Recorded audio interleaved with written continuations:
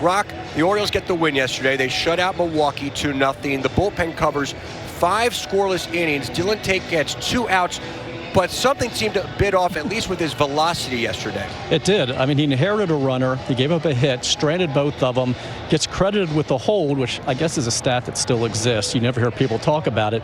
But a lot of people, social media, were asking what's wrong with them. On the MASN broadcast, they talked about it.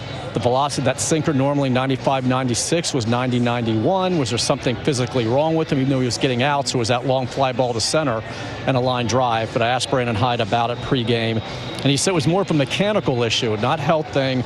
They noticed it. They talked about it after the game. They talked about it again this afternoon. They worked on it pregame, trying to get him back in line. They said it was just a glitch with his mechanics, and that was it. He still was effective enough to get the outs, but yeah, that stood out, and social media was in an uproar over it, wondering what's wrong with Dillon Tate. It seems like it's just a mechanical thing they feel like will be easy to correct. And that bullpen, yeah, 2.45 ERA right now, 5th in the AL, 9th in the majors.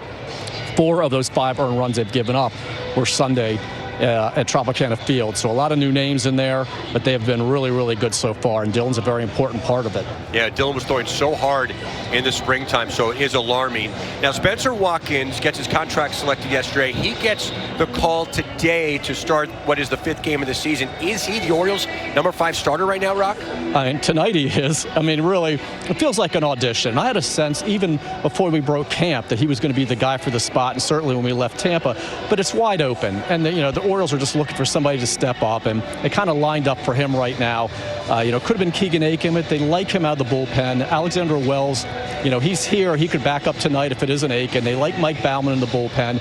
They want to give Watkins another look, and we're told he looked really good in spring training. We just didn't see him very much. It was mostly on the backfield. His last outing was really good, 1 run in 3 innings. I think a key is the velocity is back up. You heard Hyde talk about it, 92, 94, where it was when he first showed up last year. He worked out a drive line in Seattle during the offseason. They worked on the weighted ball stuff, biomechanical data, motion capturing. They did a lot of work, but mostly the weighted balls, how they were able to build up his velocity to build it back up.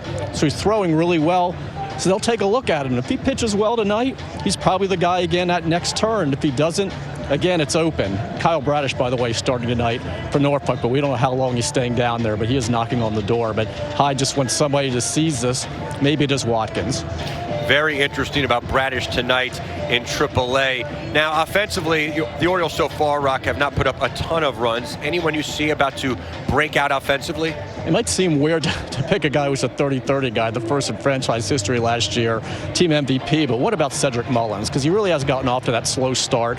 3 for 16 with 9 strikeouts that lead the AL, 2nd in the majors. Spring training, he was 5 for 30 with 11 strikeouts, and he was talking to us then about him trying to focus on going more middle of the field, and that's really what he did yesterday. You saw the 2-run single. He lined one back to the mound that was caught, but again, up the middle.